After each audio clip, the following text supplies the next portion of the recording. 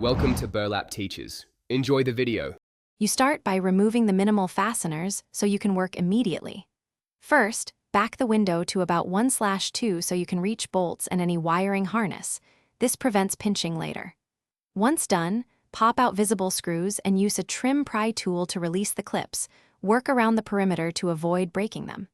Make sure to support the panel as you lift it off the door lip. If your car has side airbags, disconnect the battery and wait a minute before proceeding. Once the panel is off, you'll see the actuator, rods, and clips.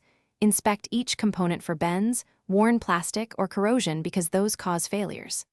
Next, manually move the lock rod and pull the latch while watching where motion stops or binds. This shows you whether the actuator or linkage is at fault. If binding appears, detach the rod from the clip, clean contact points, lubricate with white lithium or silicone, and replace any cracked clips. Reinstall the actuator last. You're ready to finish.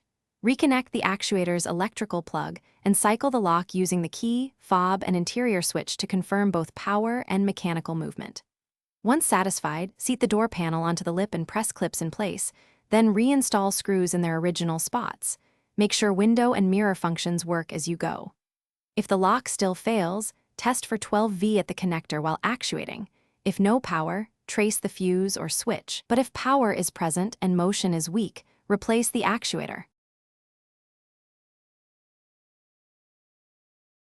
Thanks for watching. Consider subscribing if this video helped you.